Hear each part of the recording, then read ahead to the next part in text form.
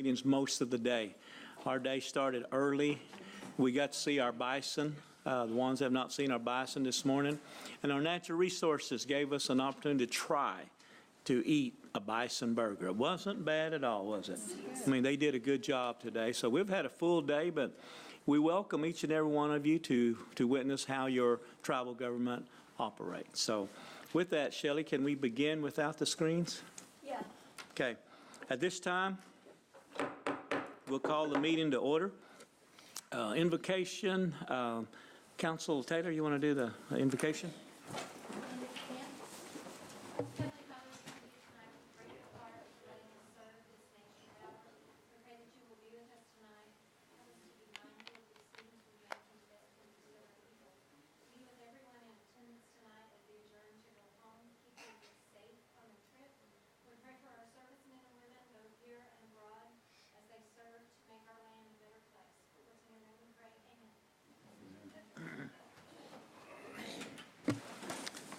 Thank you, Councilor Taylor. With that, we'll do roll call, please. Shelley? Yes, sir. Buell Anglin. Keith Austin. Here. Harley Bozer. Joe Byrd. On in. Sean Crittenden. Mike Dobbins. Here. Frankie Hargis. Present. Wanda Hatfield. Rex Jordan. Dick Lay. Bonnie. Mike Shambaugh. Here. Mary Bakershaw. Bonnie. E.O. Smith. Here. Janice Taylor. Here. Victoria Vasquez. Bonnie. David Walkingstick. Brian Warner. We do have a quorum. Thank you. At this time, I'd entertain a motion to approve the minutes. So moved. Got a motion and a second. Any discussions, changes? All in favor signify by saying aye. Aye. All opposed? The State of the Nation tonight will be given by our Deputy Chief, Joe Crittenden.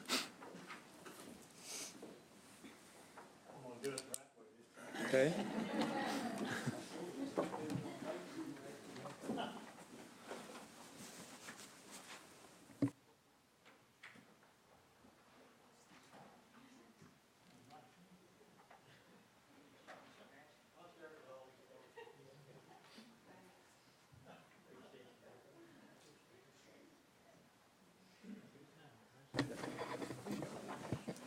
Deputy just returned from Milwaukee. We appreciate him coming out there and giving us support. For those of you who do not know, Deputy was also the principal chief for how many months, Deputy? It was about 9 weeks. 9 weeks. Just shy of 9 weeks. He's the first man in history, and it will not be, it will not be duplicated, to be a council member, be a deputy chief, and chief within like matter of minutes. That's a first. I mean, that goes in a record book right there. And the only thing that topped that in my life was 9 weeks later, I got demoted and my salary cut in half. And I was the happiest guy in Cherokee, the nation. So some people quit when that happens to them, but I didn't. Are you ready? You're up. We appreciate you. Okay, thank you. Welcome to the October council meeting. Thank you, Speaker Byrd. I'm filling in for Chief Baker, and I'd like to thank, the screen wasn't working for some internal reason, not because he's not here. Maybe, I'm not sure. He's coming back, he's on his way right now, coming back from California and the at-large gatherings there. First of all, let me congratulate Speaker Byrd for being reelected as the Eastern Regional Area Vice President for the National Congress of American Indians. We also got a result of Jefferson Keel being elected for the president's position again, and he's a fine president. I served with him when I was serving. It'll be two more good years for the National Congress. NCAI does excellent work for all of Indian country, and having the speaker in this leadership position is a good thing for the Cherokee Nation. Last week, we dedicated a $1.13 million road project near Salisaw. We worked with Sequoyah County officials to pave a 6-mile stretch of Dwight Mission Road. The Cherokee National Youth Choir won a Native American Music Award, The compilation entitled Celebration earned the Best Pop Recording Nanny. They call it a nanny instead of a Grammy. Cherokee Nation was awarded $800,000 grant to build storm shelters at the tribal Head Start campuses. The safety shelters will be made possible through a grant from the U.S. HUD Department. Finally, I want to thank our employees at C&B for their fundraising efforts that enabled Cherokee Nation to donate 50 portable defibrillators to regional volunteer fire departments. Their Heart of the Nation campaign allowed us to make another critical investment to the first responders in our communities.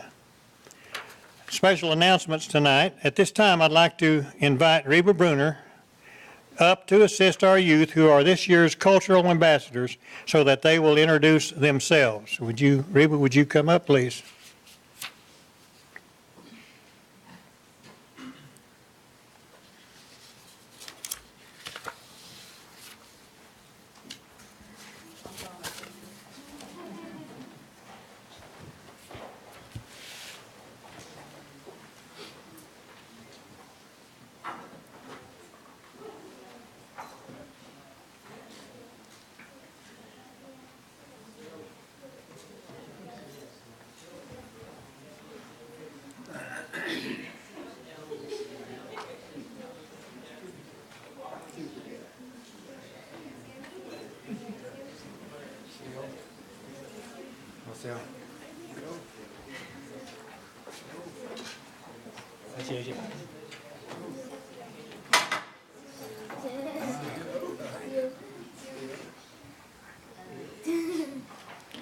OCO. My name is Daniel Pigeon. I'm the 2017-2018 Junior Miss Cherokee.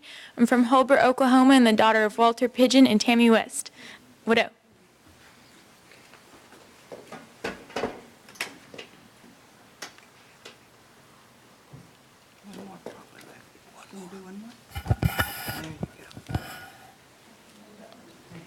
OCO.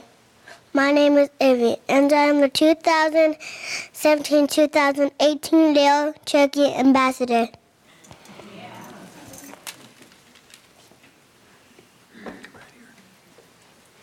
OCO, my name is Dante. I'm the little ambassador 46-year Wado. Go ahead, stand up. Go ahead and get up there on the first one. Okay. There you go. Wait, I'm stuck on my dress. OCO, Kiyudo. Hi, my name is Elena, and I'm the 2017-2018 Little Cherokee Ambassador for the 7 to 9-year-olds. OCO, my name is Cooper, and I am 2017-2018 Little Cherokee Ambassador. I am from Moody's, Oklahoma, and I am the son of Lori and Joel Tennant. What up?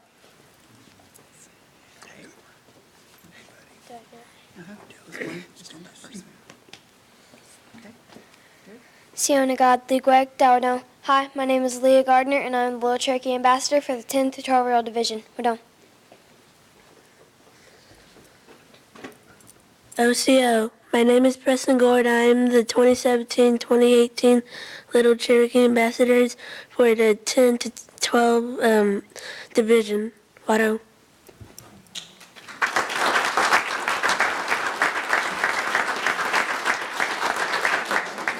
Our Miss Cherokee is en route. Her plane was delayed, I think, an hour and a half. So she's en route to be here. So, Speaker, she will be here. Okay, thank you. You know, Reba, we appreciate all that you do for the youth and chaperoning and making sure they get to and fro their destination. So let's give Reba a good warm applause here.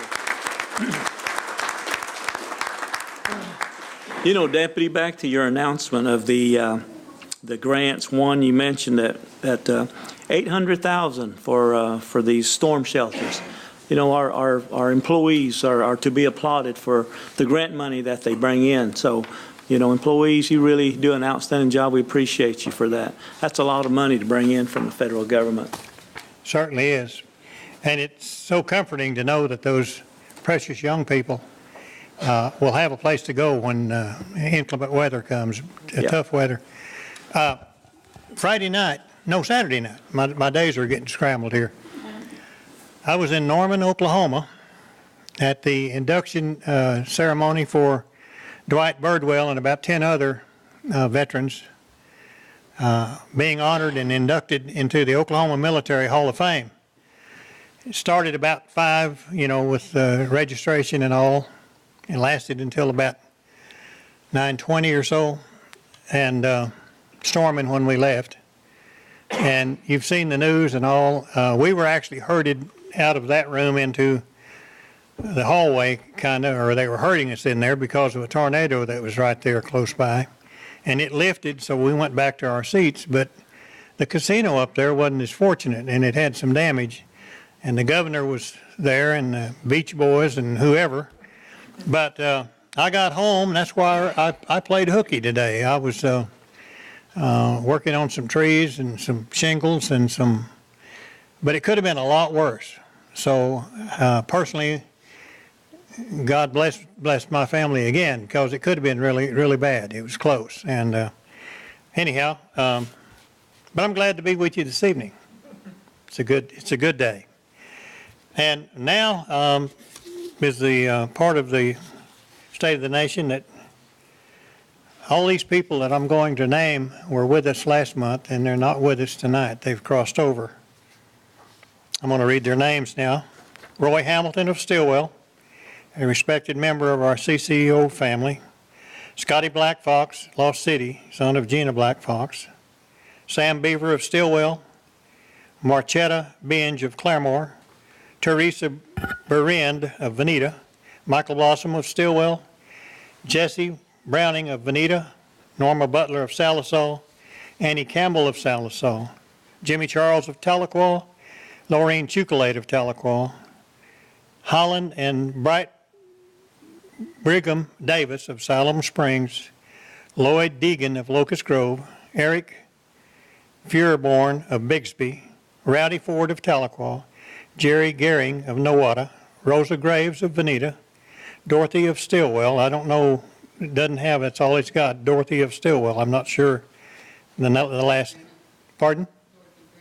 Dorothy Grimmett of Stillwell. Thank you. Patience Hallmark of Stillwell. Braden Hammer of Bixby. Richard Hughes of Jay. Grover James of Tahlequah. Linda James of Salisaw. James Johnson of Muskogee. Elizabeth Jones of Salisaw. David Kelly of Wagoner. George Landrum of Grove. Ella Locust of Jay. Sean McCarty of Owasso. Ruby Mitchell of Tahlequah. Jesse Morris of Collinsville. Terry Mouse of Tahlequah. Jewel Murray of Stillwell. Jeremiah Nelson of Claremore. Stephanie Ralston of Nowata. Brandon Rosen of Salisaw. Hayden Scott of Tahlequah. Philip Siebert of Nowata. Francis Simmers of Tahlequah. Pamela Teague of Grove. Sally Thompson of Pryor. Jimmy Wycliffe of Pryor. Nita Wycliffe of Pryor. Patrick Williams of Grove. Ronald Wilson of Tulsa. Phyllis Wisely of Tulsa. Lisa Young of Salisaw. Dr. Dwayne King. Etta Woodward of Qualls. David Keys of Muskogee. Are there others? Yes, Keith. Ray Wallace, who happens to be a member of the Messamore family, who is being honored tonight as veterans of Claremore. Yes, Mike. Edna Sulcer of Jay, and Mike Kingfisher of Salina. Thank you. I have Melissa Gonzalez Hernandez, Jack McLemore, Nadine Barton, Olive Stillwell, and John Woody. He's of Salisaw, but he's my daughter-in-law's grandfather. Thank you. Norma Greer of Veneta. Okay. Yes, brother. Alice Helen Yates of Salisaw, formerly of Coffeyville, Kansas. Is that it? That was quite a list of people. Lots of sadness. And let's go to a moment of silence for these folks, please.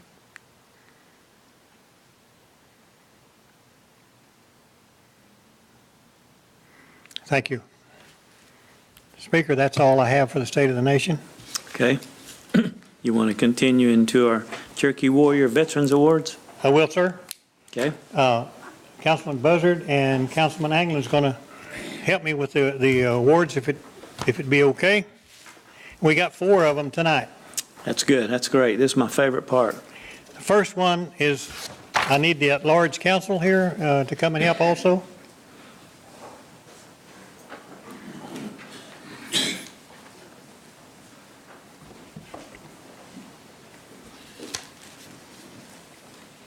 And our first veteran tonight to be honored is Stephen Joseph Bright. Stephen, come down. Let's give him a hand.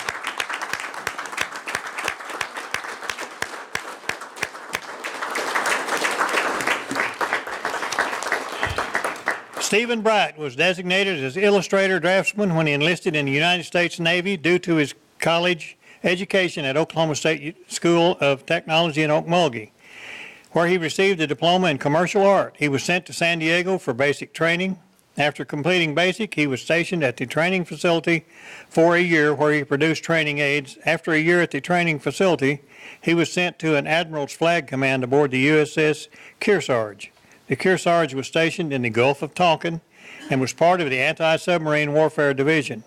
Mr. Bright worked with Admiral Zumwalt's staff, producing charts, graphs, overhead projection, presentations, and other drawings for Admiral Zumwalt's meetings. The Kearsarge was decommissioned, and Mr. Bright was transferred to Fleet Airborne Training Units in Jacksonville, where he provided training aids for the different electronic schools. He received the National Defense Service Medal and the Vietnam Service Medal with 1 star. He worked for the Tulsa World for 34 years, where he served as a retail advertising manager, classified ads manager, and ended his career as a special sales manager, where he was involved in market research. In 2003, he received the Silver Eddie from the Tulsa Advertising Federation. He also served as the mayor of Winchester, Oklahoma. He is married to Marcia Bright and has 3 children and 9 grandchildren. His son followed in his dad's footsteps and is a senior chief petty officer in the United States Navy Special Forces. And Mr. Bright, on behalf of a grateful nation, thank you, sir, for your service to this country.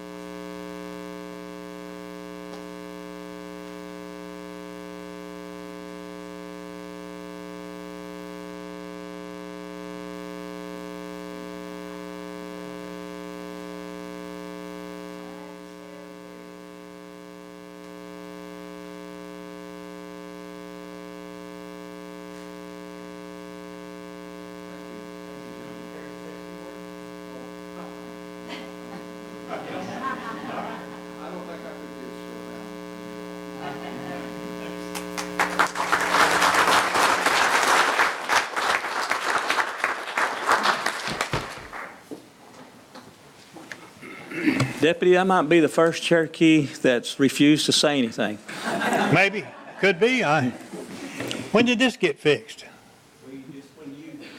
It's like that? And we also had our Miss Cherokee arrive, very dedicated, just got in from California, is that correct? But that wouldn't be her if she was not here, so Madison Whitekiller. Let's give her applause. Would you like to say a few words to the Come on. Sorry you got delayed. Osio ni God, Galia Leak ni God, Gigi Luga, Anale, Unegadihi, Dawadoa, Nela Du, Yawadetiada. Hello everyone, I'm really happy to see you all here today. My name is Madison Whitekiller. I'm 18 years old. I'm a freshman at Northeastern State University here in Tahlequah, where I'm also a Riverhawks cheerleader. So you may see me at some of the football games too. I'm just really honored to be able to represent you all as Miss Cherokee. As I said, I just got back from California, where I got to meet Cherokees who don't live here in Oklahoma, and that was really great to be able to bond and connect with them as we get to do here on a daily basis. So, like I said, I'm really happy to be able to serve you guys and represent you all, and it's everyone here that makes me proud to be Cherokee. So, Wado, thank you, everyone.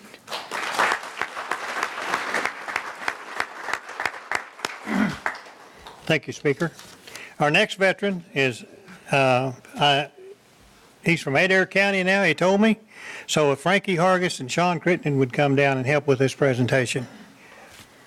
And our veteran's name is George Pettit. I understand we're coming up to George in a little bit.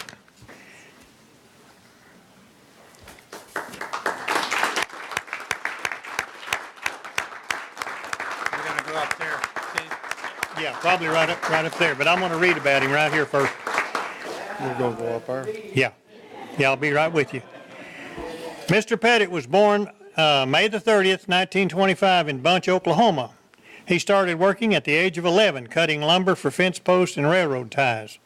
Around the time he turned 18, he heard over the radio that the war was starting, and he decided to serve in World War II.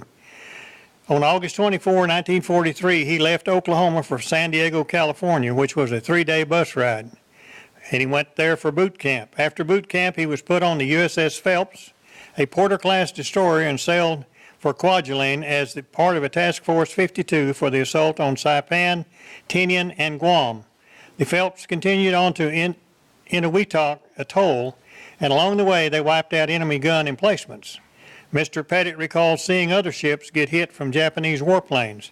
He remembers sitting on the back of the ship when he heard a plane approaching, flying low to the water to avoid radar detection. He witnessed a Japanese plane torpedo a cruiser, killing 400 sailors. He saw it begin to fly toward other ships and saw the tracers from other ships shoot down the Japanese plane. The Phelps was attacked with 2 direct hits from an enemy shore battery, and 16 sailors were injured. The Phelps returned to Hawaii for repair, and Mr. Pettit went on to serve on the USS Dorian and the USS Warhawk. He was proud to be able to send money back home to his mom while he served in the Navy.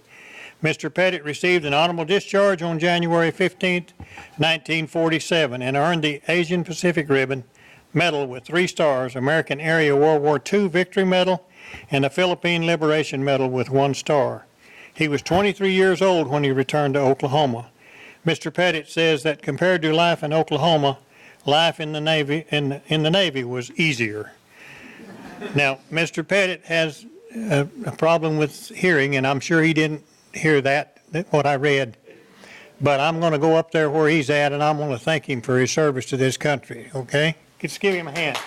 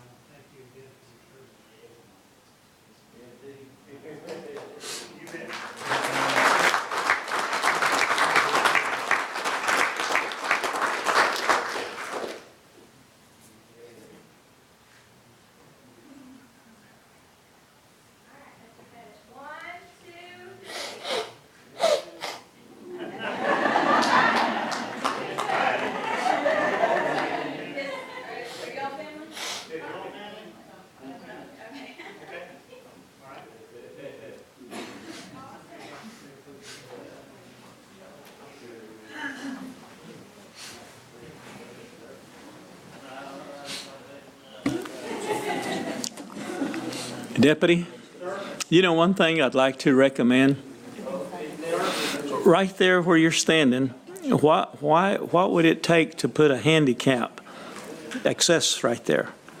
That wouldn't be that big of a deal, would it?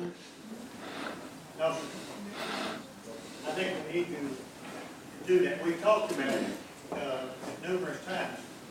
One thing somebody said, Speaker, was that the steepness of this doesn't seem that steep to me.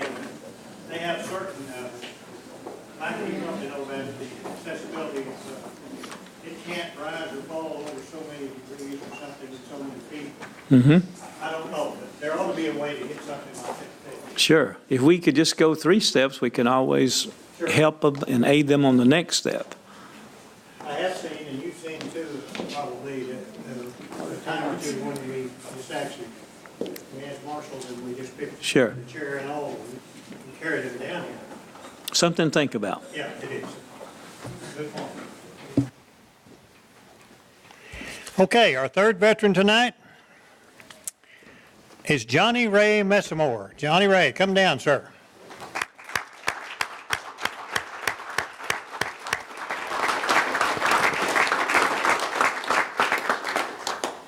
And Keith Austin recommended him, so Keith, would you come down? Good to have you.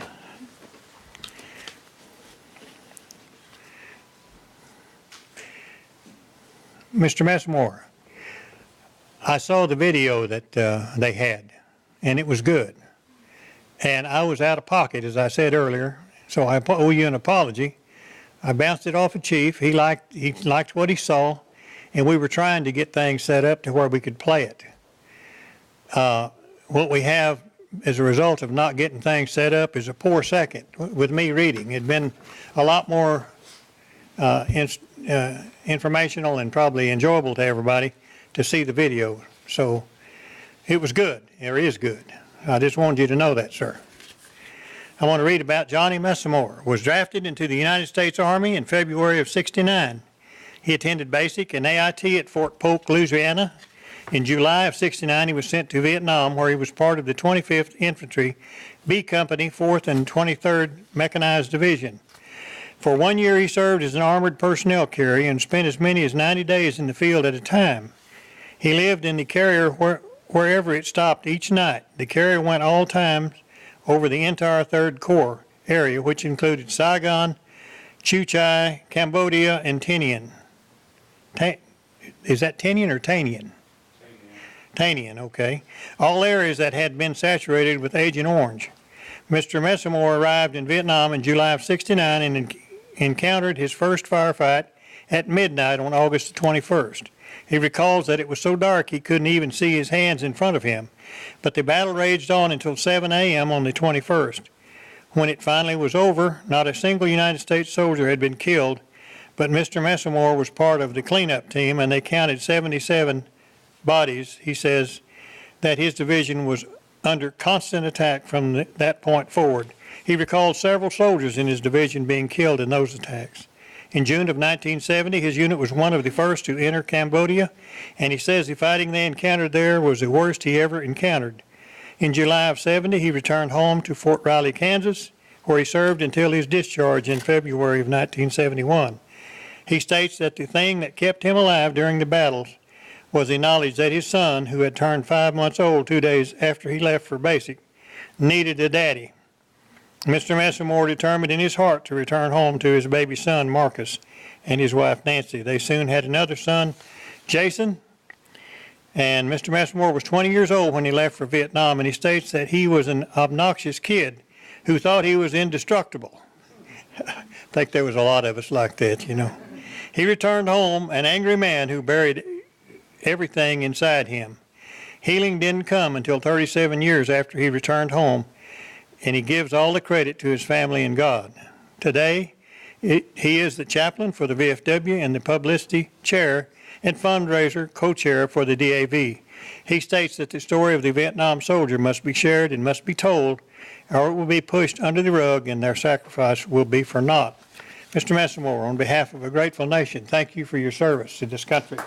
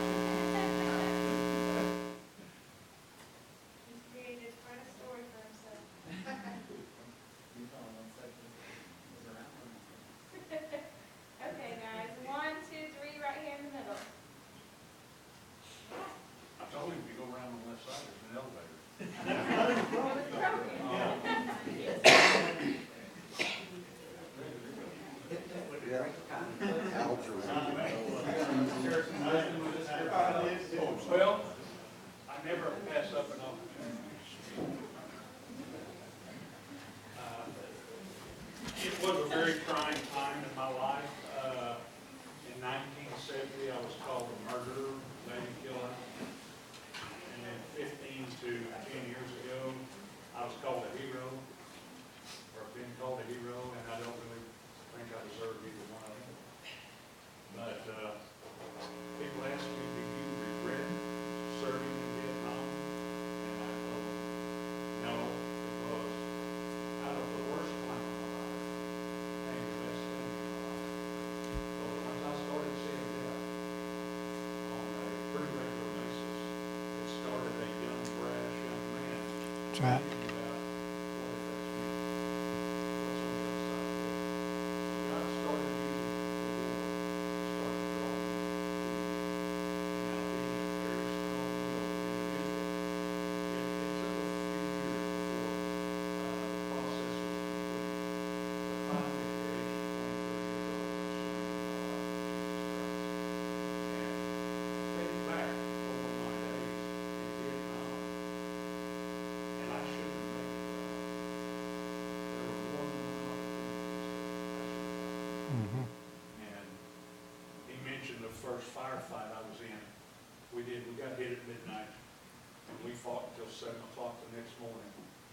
My lieutenant got his leg blew off just above the knee. I spent some time helping get him out of the track and over to the medics under really heavy fire. I was turned in for a Silver Star for that night, and they downgraded it to a Bronze Star. But I never did anything for a medal, and I've told my sons growing up, I don't really think the word hero is the way people understand it. A hero is somebody that does that day what they have to do to keep themselves or someone close to them alive. I served with a Medal of Honor recipient. He got killed on January 9th, 1970. Danny Peterson didn't wake up that morning and say, I think I will be a hero. But when the time came, he acted. He reacted. And the next morning, we went out and we counted 77 bodies after that first fight. I come back in and I had time, and I started to process what had happened the night before, and the time, how I put myself in harm's way, and they said. So, what people want to call a hero is just somebody that's trying to survive. I had a son that I had to come home and raise. That's it. I happen to know.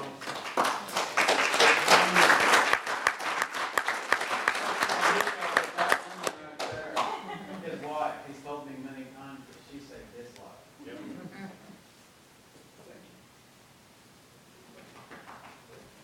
Good story, man. I love it. I think the next one too, right? Yes, you got the next one. You got two of them tonight. That's great. Our fourth veteran this evening is the brother to the veteran we just honored. His name is James Messamore. James?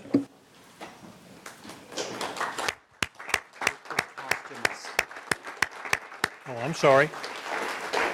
Him is being honored posthumously. His son is here. He's glad to come. Okay. And for me being gone today, I didn't have a chance to read over these, and that's the reason for that, so I apologize. So the son is going to receive the Medal of Patriotism. James Messamore was the older brother of Johnny, who voluntarily joined the Army and went to Vietnam in '68. He served 2 years as a combat engineer. Combat engineers were responsible for building bridges, road repair, construction, and even used handheld minesweepers to clear the roads prior to soldiers and their tanks and carriers coming down the road.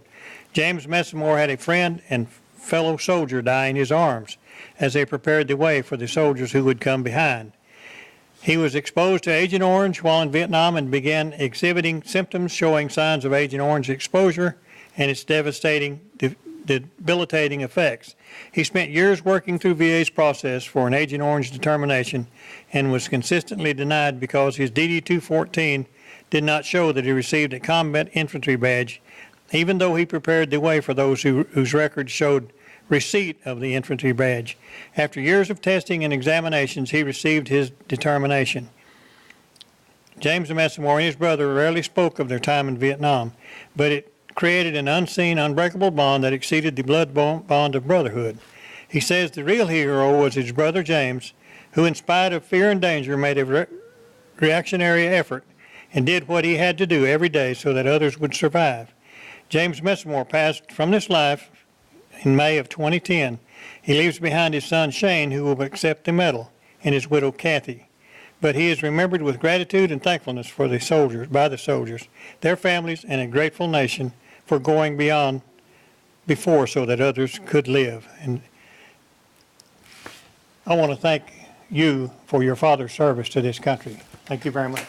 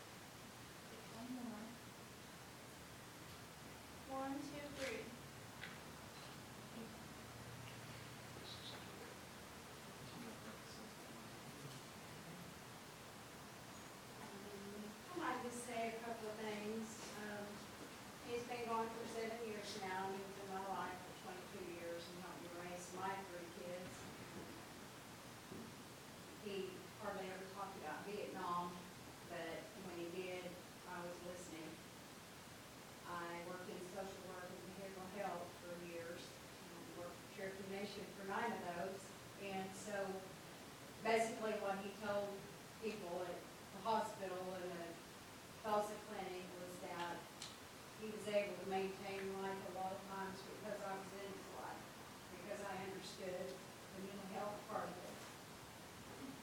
Jimmy was not just a veteran, he was just a great man, and he was a great man to all of us.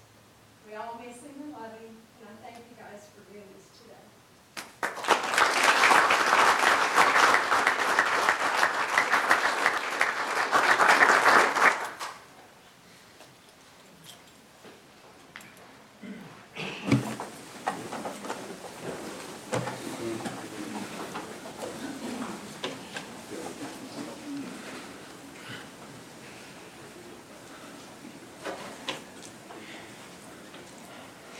I'd just like to say I'm almost as glad for Jimmy as I am myself, because like Joe, I had an infantry MOS. So whenever I started having problems, every time I filed a claim, it sailed right through, you know. When you got a Bronze Star and a combat infantry badge on your DDG-14, they don't question much. But he had to work 3 times as hard to get the same thing that they just pretty much handed me on a silver platter. And I always felt bad about that, because we had combat medics out there with us, we had mechanics with us, there were engineers that went in and around us all the time, but they didn't have the right MOS, so they couldn't get a combat infantryman's badge. So I quit. All right. Thank you again.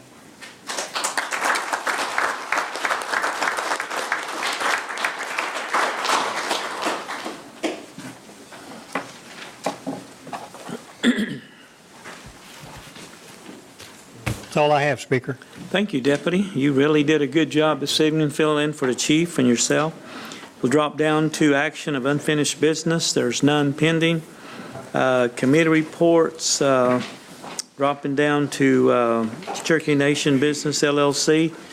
Mr. Chuck Garrett, always good to see you. Thank you, Mr. Speaker. Good evening, councilors. On behalf of the 6,800 hard-working men and women at Cherokee Nation Businesses, it's my pleasure to provide this evening's CNB report. As usual, my report will consist of a summary of our financial performance, a review of the monthly non-dividend financial contributions to the nation, a summary of our monthly job statistics, other CNB announcements, and finally, of course, I'll try to answer any questions that you all may have for me. With respect to the CNB financial summary, CNB consolidated revenue for the month of July was $82.9 million. This top-line revenue was $8.1 million unfavorable to budget and was $6.4 million below July 2016. C&B consolidated net income for July was $10.5 million. This bottom line net income was $1 million below budget and $1.8 million lower than July 2016. I see the crowd was not impressed.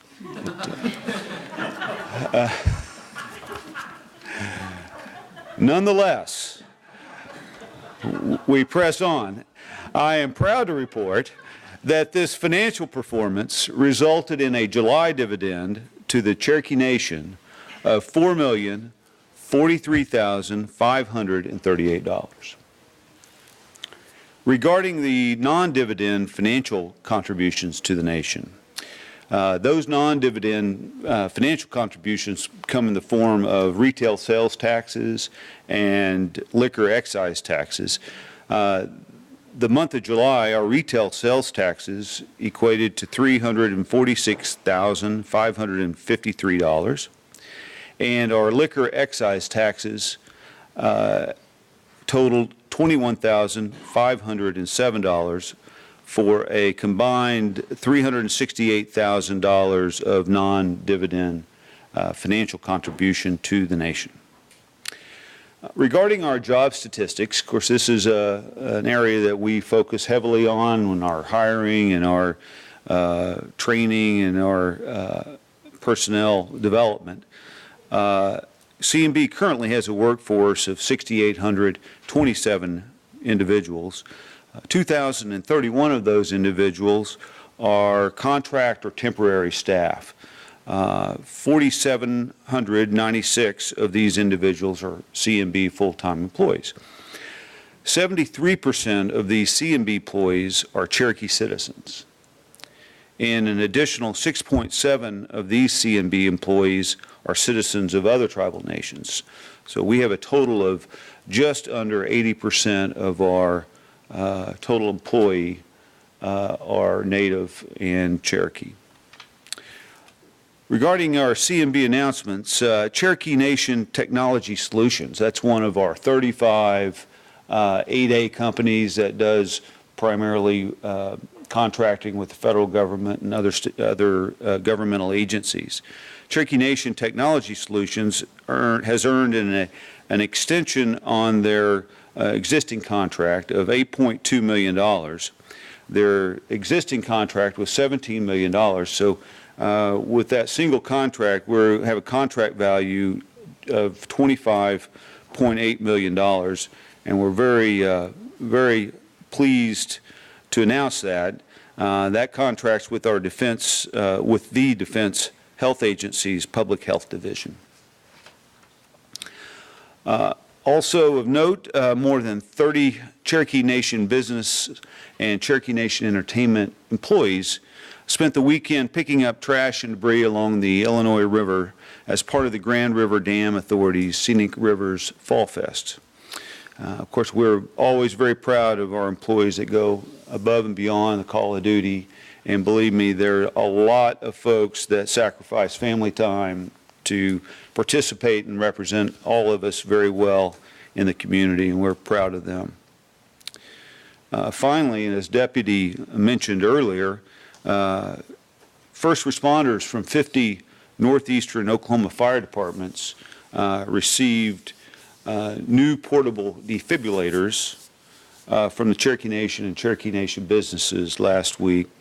I'd like to thank those Cherokee Nation business employees who helped raise the funds to purchase those AEDs through the company's year-long fundraising Heart of the Nation.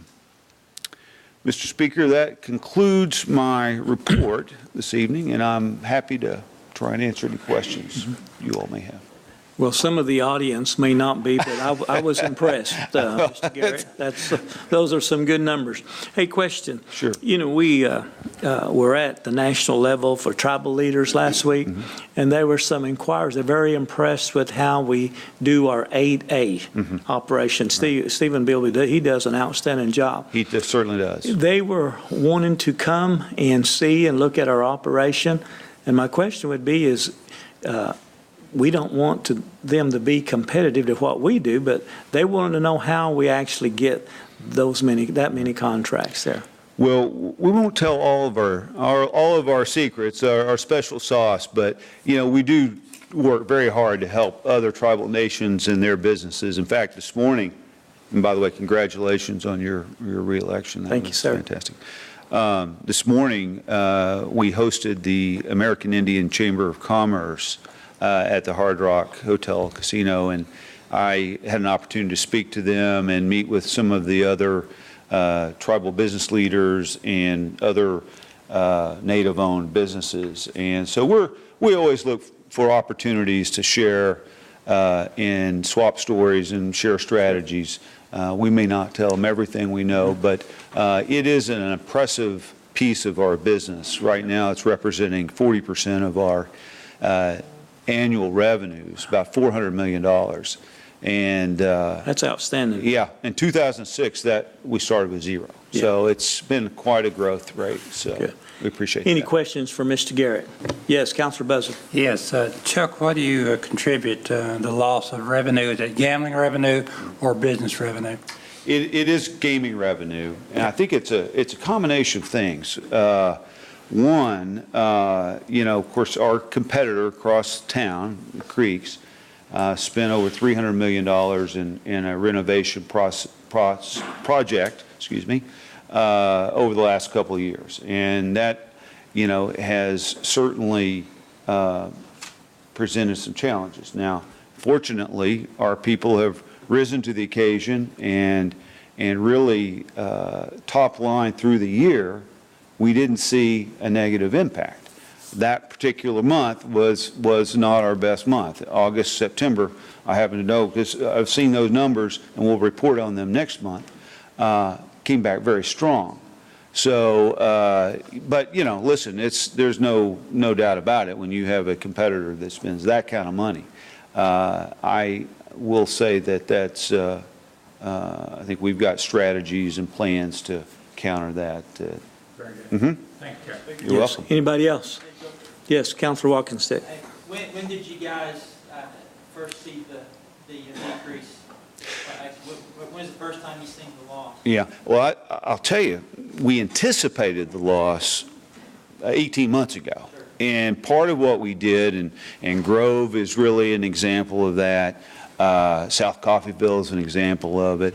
We had some mitigation strategies that we pursued and thankfully helped us maintain our dividend to the nation throughout this period. But when they started opening, I think they had the initial sort of awe factor and a curiosity factor. Some of the gaming clients, customers, I think couldn't resist checking it out, and we're seeing many of them return back to us. And so, when we are able to track our customer base, we're seeing that stabilize.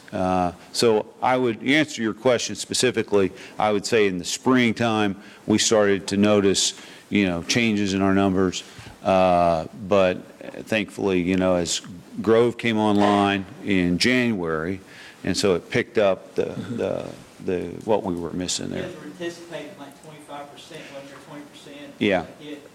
About 20%. We also put $65 million into the rolling expansion, so that offset. That's right. Yeah. That's part of the mitigation strategy as well. With the mitigation strategy, what percent do you think we're at now? Well, we're having our final close this week, and so we'll know our final 2017 numbers because our fiscal year ended into September, and the way just the accounting cycle works, we'll know our final annual numbers towards the end of this week. And I think you'll probably see certainly no material reduction, and maybe no reduction at all in top-line revenues. That's good. That'd be good. That's good. Thanks, Speaker. Okay, anybody else? Good report. Oh, thank you. Garrett, Thank you all appreciate very you. much. Appreciate it. Okay. Dropping down to old business, none pending, new business. Counselor? Yes, Mr. Speaker, I'd like to make a motion to add resolution number 9 from earlier today's Resource Committee and resolution number 10 from earlier today's Community Service Committee. Motion to amend, second. Any discussion? All in favor signify by saying aye. Aye. Okay, all opposed? Okay, Counselor Vasquez, resolution number 1. Yes. This is a resolution confirming the reappointment of Jennifer Goins as a Commissioner of the Cherokee Nation Gaming Commission, and I put this in the form of a motion. Got a motion? Second. Any discussion? All in favor signify by saying aye. Aye. Okay, all opposed? Counselor Hargis, would you take number 2? It's a resolution confirming the reappointment of Robin McLean Smith as a board member of the Cherokee Nation Community Association Corporation. I move for its approval. Got a motion and a second. Any discussion? All in favor signify by saying aye. Aye. All opposed? Okay, roll call vote.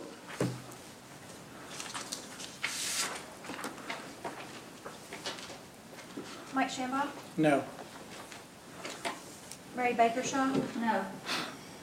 E.O. Smith, Yes. Janice Taylor, Yes. Victoria Vasquez, Yes. David Walkingstick, No. Brian Warner, Yes. Bill England, No. Keith Austin, Yes. Harley Buzzard, No. Joe Byrd, No. Sean Crittenden, No. Mike Dobbins, Abstain. Frankie Hargis, Yes. Wanda Hatfield, Rex Jordan, Yes. Dick Lay. No.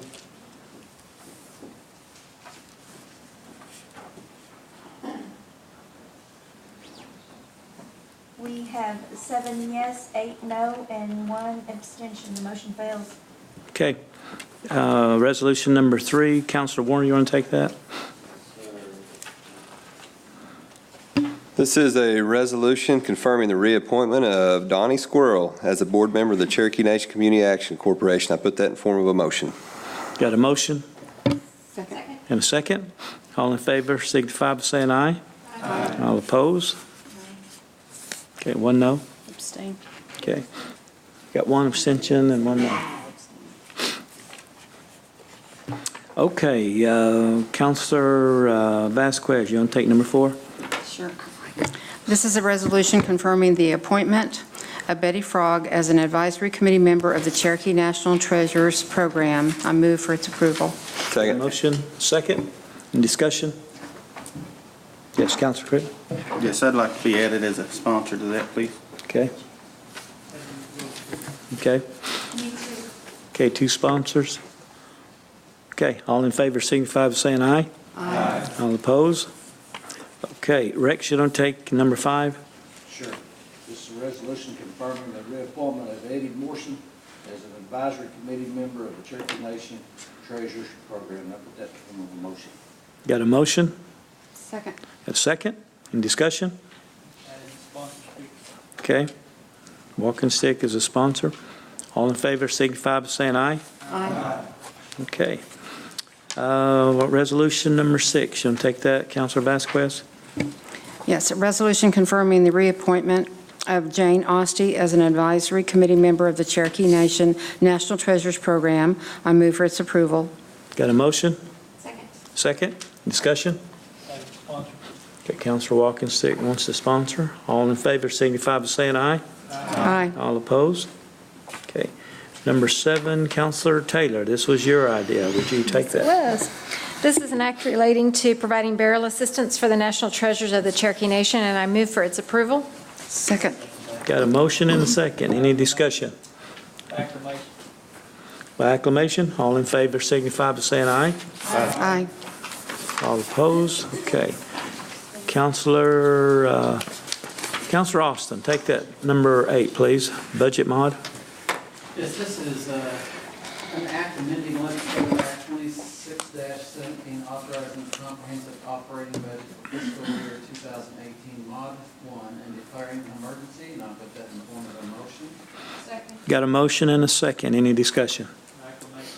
By acclamation, all in favor signify by saying aye. Aye. All opposed, by acclamation. Thank you. Now our two amended agenda items. Councilor Jordan, you want to take number 9? Yes, this is a resolution authorizing Cherokee Nation's application for full membership into the Intertribal Buffalo Council. I'll put that in the form of a motion. Got a motion? Second. And a second.